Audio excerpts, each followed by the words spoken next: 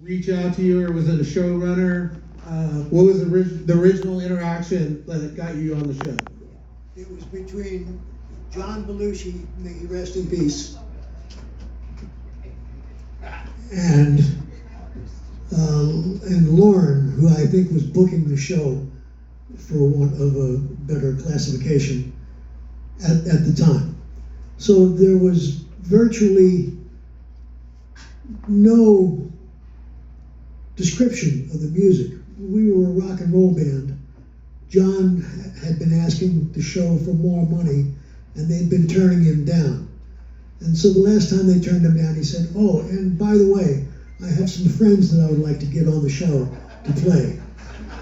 And so they figured, well, what the fuck, we're not going to give him any more money. We might as well get his friends on the show. So he said, sure, yeah, that'll be fine. So John and I conspired to be the musical guests, to be the musical guests on the show without any further description or, taking into consideration that there was probably something that they weren't quite used to that was about to happen. And we were not describing. We were not giving away any secrets. So John went down to Washington, D.C. and handed out free passes to Saturday Night Live to every skinhead punk rocker he could find. He said, we're going to have Fear playing Saturday Night Live, and we want an authentic audience. They said, all right, well, you got it. You got it, but wait till you see this. So nobody was privy to the setup except John. And John was grinning from ear to ear. He just was like a kid at Christmas, like 10 birthdays on one day or something. It was just it couldn't have been better. So we get on to you do two musical segments if you're musical guest at Saturday Night Live. We got on, we played the first two, and it was,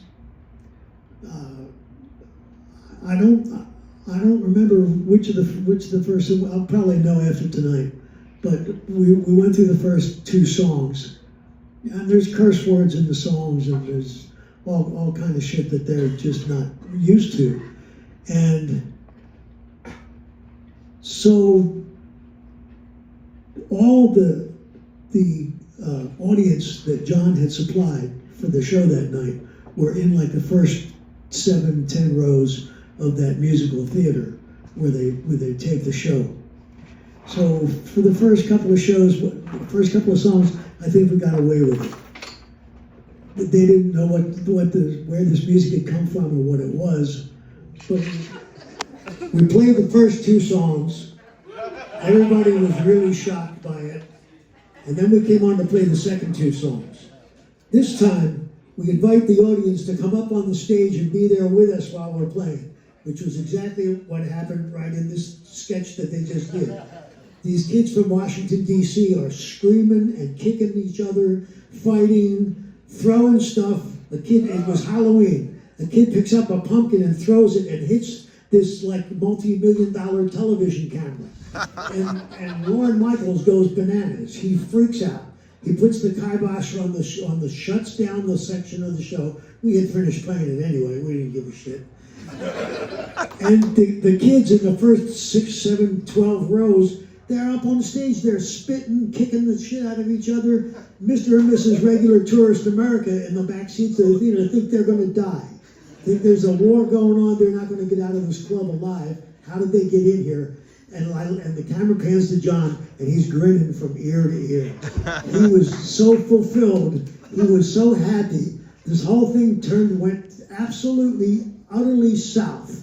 It just went completely fucking crazy, and he was responsible for it all, and he was just so proud of himself, as I was of him for having succeeded, finally at Saturday Night Live in the way that he wanted to. I miss him like crazy. He was a great human being, an incredible humorist, an incredible artist, and he sprung fear on the New York Saturday Night Live crowd single-handedly. Yeah! Ladies and gentlemen, let's hear it for John Belushi. Yeah! thank you guys for coming out tonight too. Yeah, thank you. And then someone grab the mic and say, "Fuck New York." Yes. And Eddie Murphy got up there too, right? Yes. And one of the guys from Washington was Ian Mackay. That's right. What's his band? Yeah, those guys were there too. I got a question. Yeah, Wild. Lee, when the black ball came down, did Lauren contact you personally? How did you find out you were 86 from Saturday Night Live? They said that we would never play there again, which turned out, of course, not to be true. They rebroadcast the footage recently and are doing it as we speak. So it's become part of the permanent record. I mean, how could he have John Belushi put all this thing together and not air it? What was it not a humor show to begin with anyway? Was this not the nth degree of humor? You know, what school of humor did this guy come from? Budweiser, king of beers. What is it? This is not a beer bus. This is Anheuser-Busch. We drink Budweiser every day. That's the only fucking way. Budweiser, king of beers. Thank you very much, ladies and gentlemen. Like, how do you do that? 1, 2, 3, 4. I can't do it that fast. 1, 2, 3, 4. You have to practice it or something? Sure. You start slow. Start with 4 digits. Start with 8. No, start with 8 digits. You get there quicker. What are they?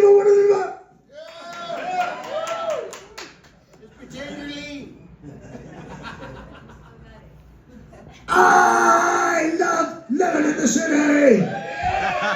Spent my whole life in the city where junk is king of the air, smells shitty, people puking everywhere, piles of blood, scabs and hair, bodies wasted in defeat, people dying on the street with the suburban scumbags they don't care, just get fat and dye their hair. What are they? Thank you very much, ladies and gentlemen. I know Saturday Night Live's entertaining, but I mean, let's get off the nickel here. I told my daughter I was going to be doing this with you tonight, and she said, "Oh, could you ask Lee if he still loves living in the city?" Indeed. Nothing could be truer. If the city's Philadelphia. You're from Philadelphia. Indeed. What part? Kensington and Allegheny, K&A. And you went to Catholic schools? Allegheny Avenue. I went to St. Luke's and St. John of the Cross for elementary school, and Abington Senior High School, and then Villanova University. And you started on mandolin. Was that your first instrument? Yes. He's like, My mother played mandolin, and she gave me free music lessons. So I played all that. I started playing that. Didn't get the harmonica till way later on, but played guitar in between. Well, I used to play harmonica. I had about 10 of them. Yes, you got one in each key, Right. and so you have to change harps if you're going to change keys. If the song was in the key of C, you grabbed the F harp. The F harp, right? You played cross. And did you have formal music training at any time? Yes. What was it? Like piano or guitar? Oh, guitar. And piano.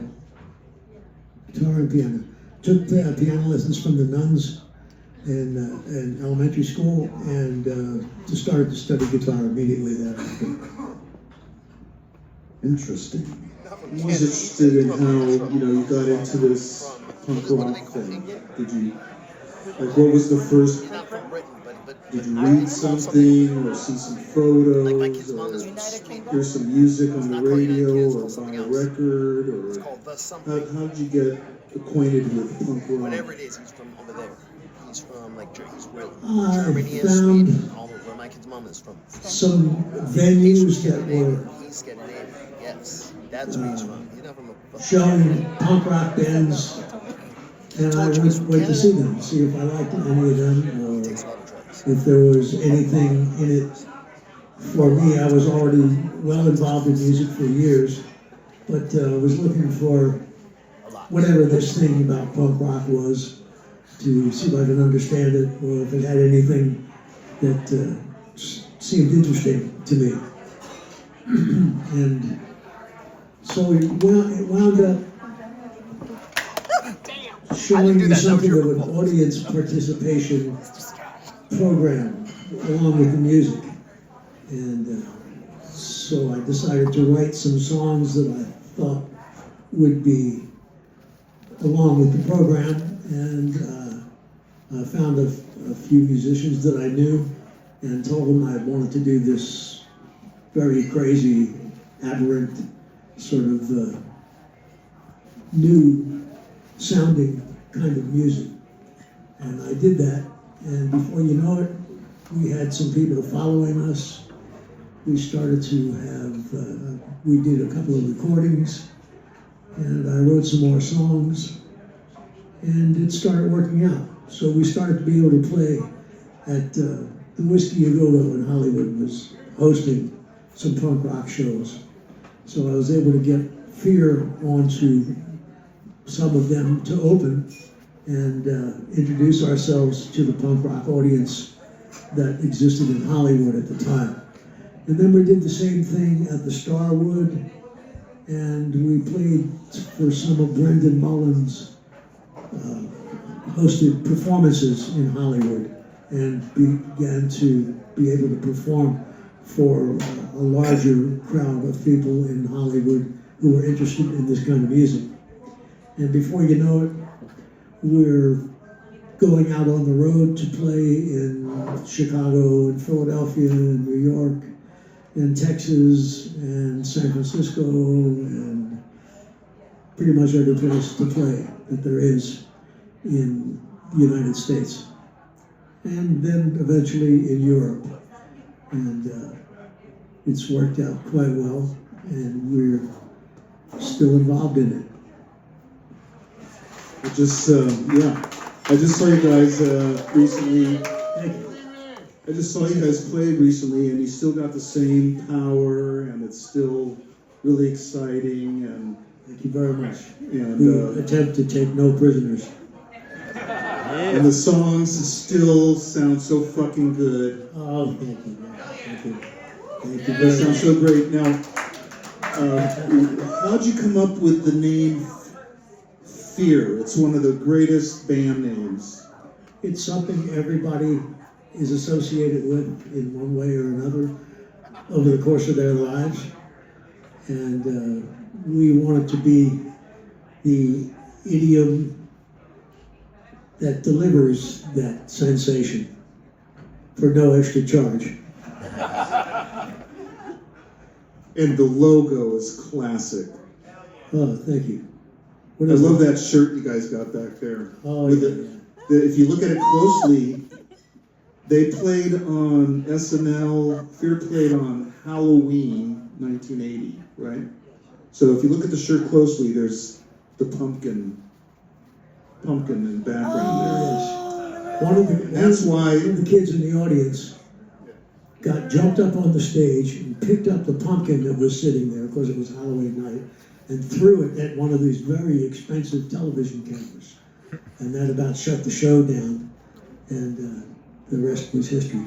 So apparently they claimed you caused thousands of dollars in damages. No, But that wasn't true. No, I told them that that wasn't true. It was That millions it of was dollars. hundreds of thousands of dollars. That they were completely inaccurate in their appraisal of the amount of damage that we did to the set at Saturday Night Live. It was actually much, much closer to $1 million, between $500,000 and $1 million. I counted it myself. It was actually $40. A camera box got damaged, I think. No, that was the $40 we gave the guy to go out and get us some beer. So then, what was that when you guys were playing on SNL? Did you guys say something like "It's great to be in New Jersey" or something like that? Yes, because I knew that anyone who lived in New York would be so insulted by being accused of being from New Jersey that I couldn't pass up an opportunity like this. I mean, that was a gift from God. There I am in New York City, playing on Saturday Night Live, claiming to be performing in New Jersey to a bunch of New Yorkers. It was just something I couldn't pass up. Yeah. Thank you. Fantastic. I remember at one point you hired a young musician out of Hollywood to play bass for a little while. That was Flea, right? Yes. Yes, Flea was our bass player Amazing. for years, for a couple of years. Great bass player, great human being, and very successful in his own band, the Chili Peppers. Let's hear it for the Chili Peppers. He played, I don't know if you know this, did shows with the Weirdos too, where he played bass, recorded with us. Right. We didn't have an exclusive contract on him. But we were considering putting, well, I won't say that. But, a contract is something that can be put on someone. I'm sure you know that. And then, what's the story behind your first album that was on Slash Records? Yes. It was on Slash Records. There are about 12 songs on there that I wrote myself, and Philo may have written one or two of them. And where did you record it? Where did we record it? Sound City? Yes, that's right, we did. Legendary studio. Fantastic album. Thank you. Still sounds great. Thank you very much. Everyone should get a copy.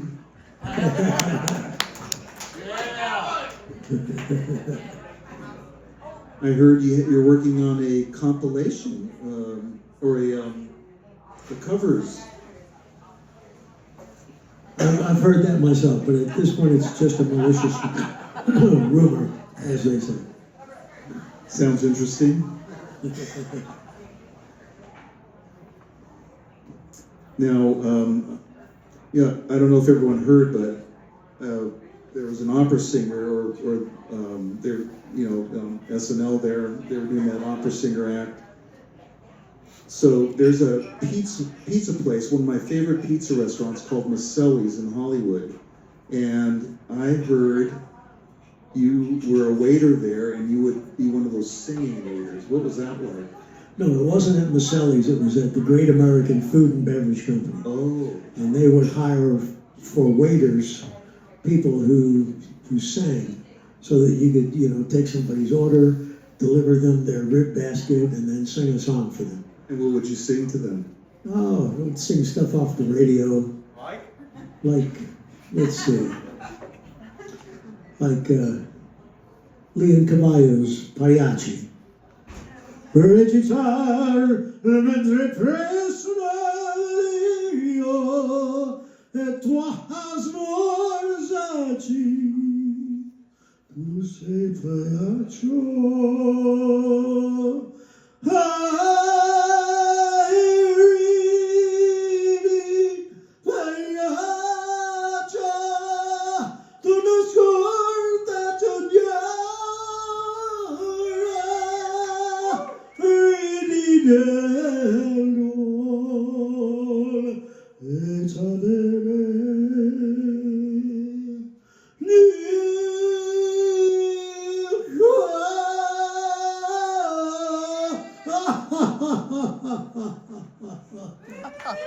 Yeah!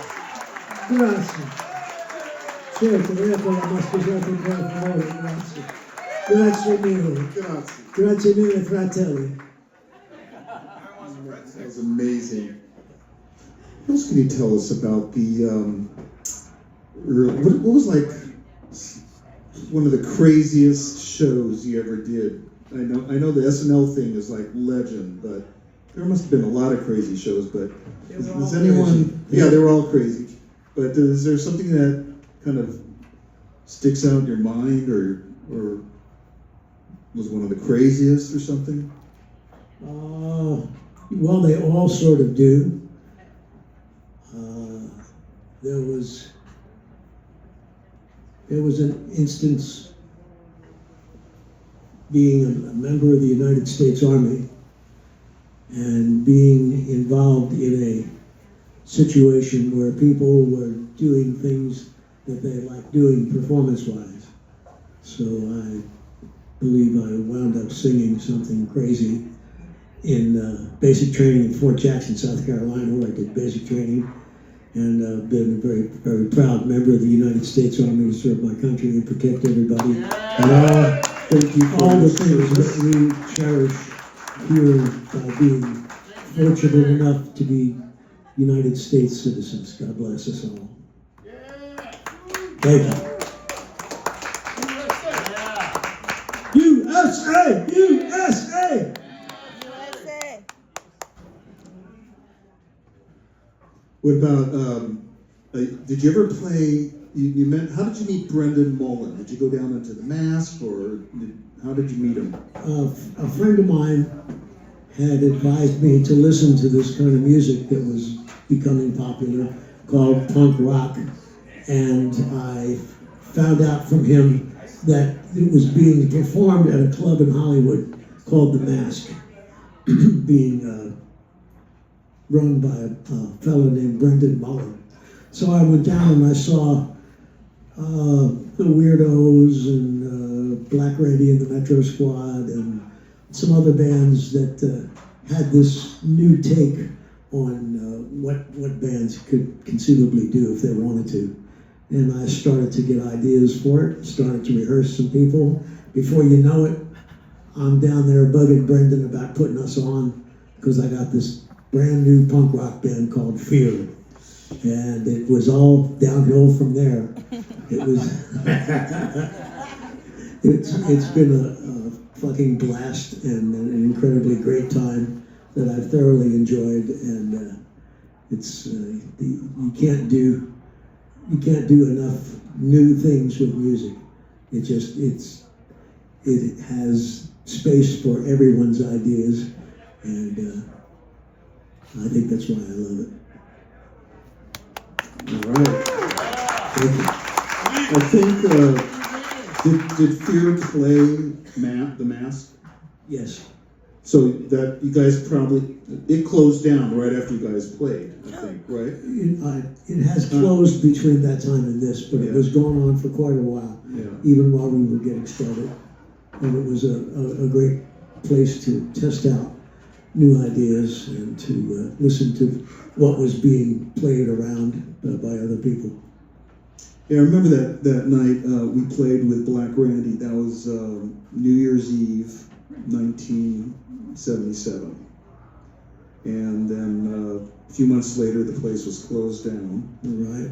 And but the slack was taken up by the Starwood and the Whiskey and other independent productions.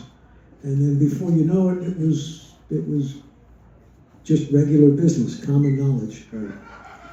And that was a good day. America's a great country. Yeah. Amen. Yes, sir. America rules. America rules. Let's hear it. Yes, sir. Read loud. It does. America, America, God shed his grace on thee and crown thy good with brotherhood from sea to shining sea. USA! You were also in Penelope Spears' film, Yes. The Decline of Western Civilization. Yes, indeed. Well, why don't you talk about that? Because that's a Clue movie. pretty incredible thing. Yes. Mr. Buddy. Penelope's a great. Yeah, with Tim Curry. Yes, Mr. Body. Yes, Mr. Buddy. I was Mr. Body in the film Clue, Yeah. and I gave who was Madeline Kahn and Eileen Brennan. I gave them a very difficult time, and it was well worth the money. Like I said, kept me off the streets. You've had a pretty illustrious career in film and television. Yes. You've played Flashdance and Streets of Fire, the Robert Hill film. You've played a murderer, a topless club owner, a punk rock singer. I don't know how you got that one. Yes. You played Mr. Body in Clue, a motorcycle bad boy on Who's Streets the of Boss? Fire? Yeah. Streets of Fire. Streets of Fire. Who's the Boss? Oh wait, you were in the topless club owner. What's moved? That was Flashdance. Flashdance, right? Yeah. Flashdance. Wow. Don't worry. And then you murdered Flea in Yes, indeed. Dudes, right? Well, you keep it all in the family.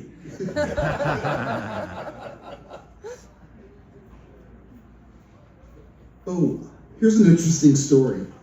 You know, when the Weirdos broke up, I was asked to play bass in various bands or guitar.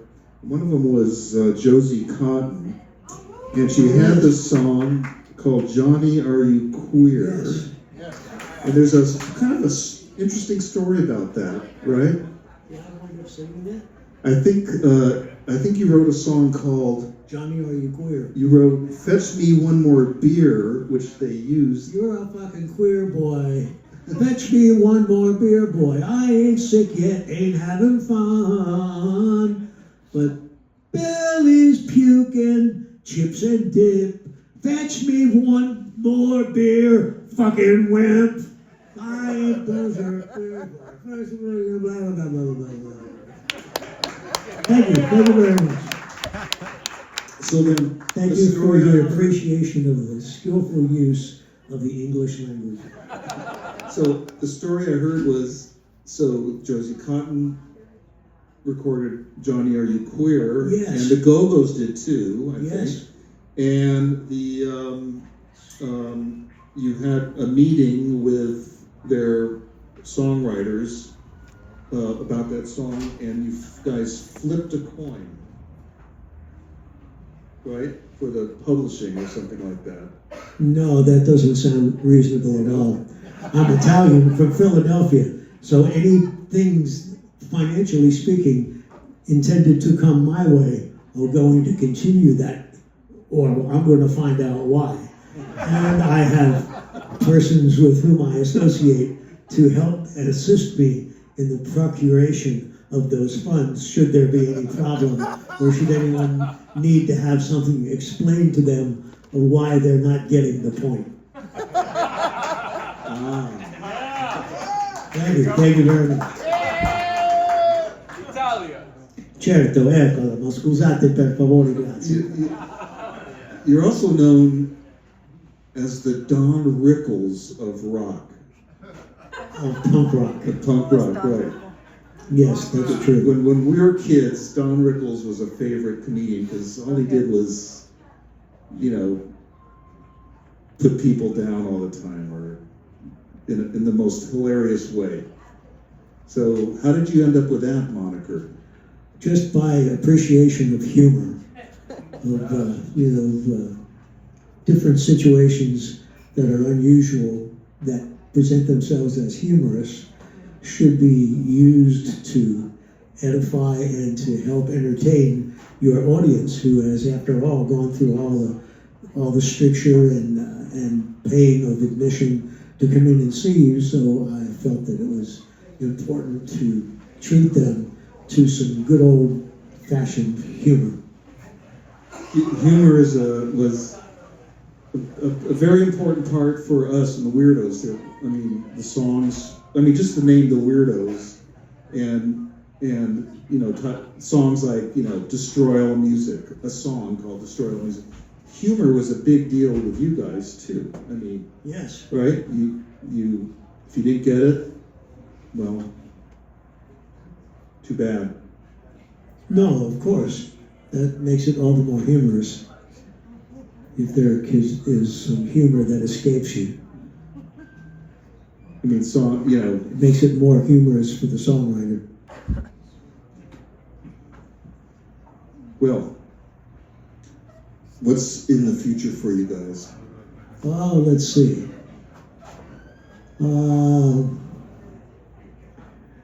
I'm going to run for county commissioner, and considering a run for the presidency of the United States. You got my vote. Of course, we're going to have to redecorate the White House. But what's a few sticks of furniture among friends?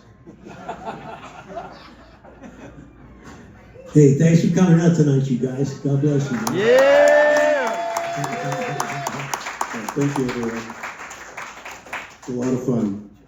Yes, it's been great. You guys are great, and come see a Fear show. We'll be looking forward to seeing you there. Have a beer, and